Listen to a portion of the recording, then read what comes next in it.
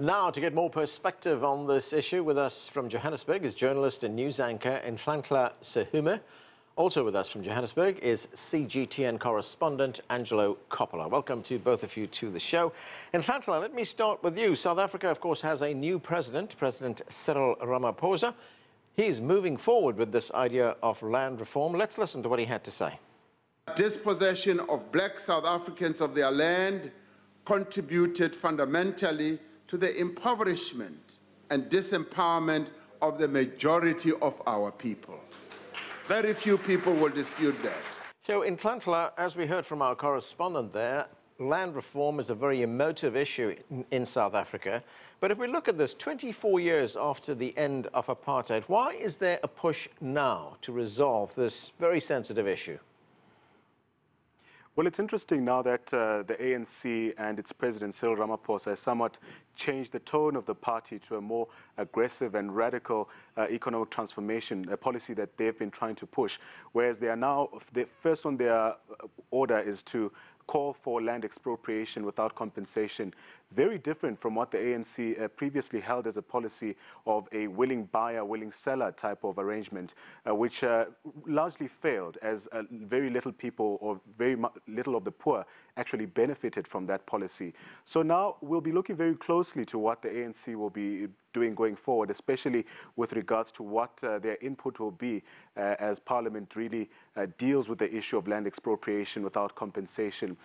Many are asking questions as to whether the ANC is just using this as a ticket for the elections after having lost ground during the municipal elections back in 2016, or whether the ANC genuinely is looking to restore the dignity of the majority of black people, especially the poor black people of South Africa.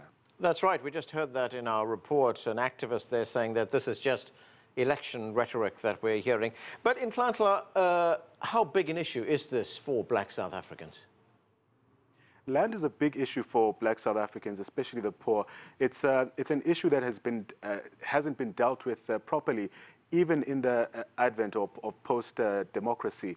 We've waited more than 20 years to get clear direction from the ANC as to what policy are they going to implement to really try and ensure that the majority of black people actually have proper housing and access to land. So it's very interesting now that a lot of people are now questioning the timing of it all as to whether, like I said, whether it's a matter of the ANC just using this rhetoric for electioneering, or whether they are genuinely concerned about the plight of the country's poor, in as far as providing them proper housing and giving them access to land as well. Angelo, there is concern that this land distribution issue could get out of control, and the President Ramaphosa, has sought to reassure those who are expressing these concerns. Let's listen to what he said. We will not allow smash and grab interventions. That we will not allow. We will handle this matter in the same way that we have always handled all difficult issues in our country. We will handle it with responsibility.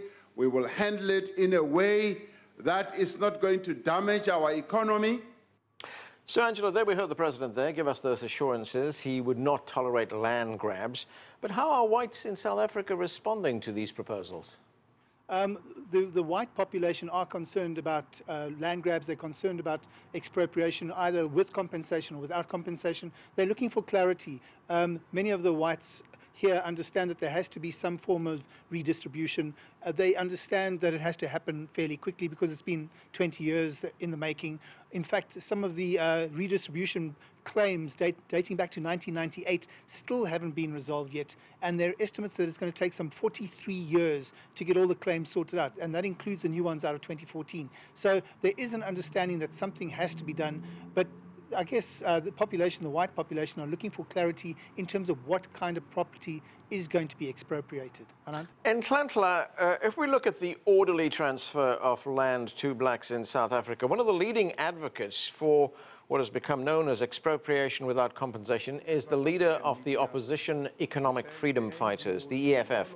He is Julius Malema. Now, he has tried to assure South Africans that there can be orderly and effective land reform in the country. Let's listen. There's going to be a huge consultations with business, with communities, with traditional leaders on how the land question should be dealt with going forward. The EFF principle is very clear. It shouldn't be disastrous. It shouldn't collapse the economy. That should tell you that we're prepared to listen. It doesn't matter which other things we do. At the ultimate end, the land must be restored in the hands of the people. That was an interview there that Julius Malema did with South Africa's SABC. Malema also said that the violence that we saw accompany land reform in Zimbabwe can be avoided in South Africa. But how serious are concerns in South Africa, in Nhlanhla, that there could be violence, there could be renewed racial conflict in the country? Yes, there are major concerns around the security situation, and if people are actually going to just forcefully occupy land, as we had seen in Zimbabwe. But it's quite interesting to hear from Julius Malema. Just to give context about what he was referring to at the time, he was referring to sentiments of violence that have been raised by certain circles within the Zulu monarch, raising concerns over the Ingonyama Trust. The Zulu monarch actually controls large swathes of land in KwaZulu-Natal, but Julius Malema has actually advised the monarchy and his followers to refrain from talks of violence, to refrain from the language of aggression, and rather come together and discuss the issue around land reform and how it should be adequately transferred to the country's poor. Just around the issues of forceful land occupations, like the previous speaker has said, we have seen attempted land grabs in parts of Gauteng, but the police have seemingly been on top of things and actually managing to control that kind of situation. But for now, people will be listening quite closely to what politicians have to say, and I just hope, for the country's sake, that messages coming from the ANC will be quite clear, advising people as well to refrain from any forms of violence.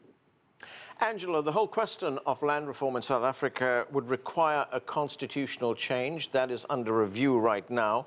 What is the legality of the situation right now? For instance, whites who own land, are they going to go to court? What kind of stumbling blocks do you see ahead?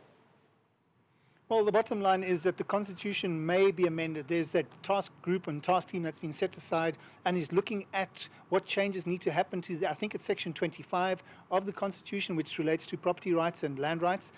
The unintended consequence, of course, is that property rights also refer to intellectual property. So there's a debate about whether there are changes needed to the Constitution in the first place, because it does make allowance for redistribution or expropriation without compensation. So it sort of is in there, not using the word without compensation, but the whole change that has to happen is a very subtle one.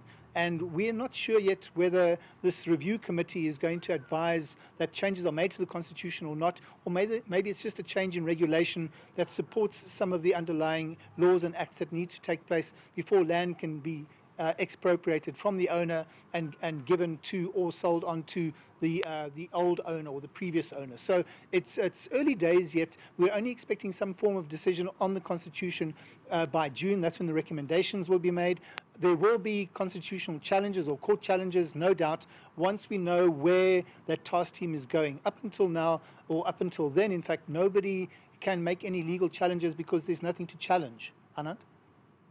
In Nhlanhla, South Africa, of course, is 60% urban. How do black people in urban areas of South Africa, in the cities of South Africa, feel about the idea of land reform?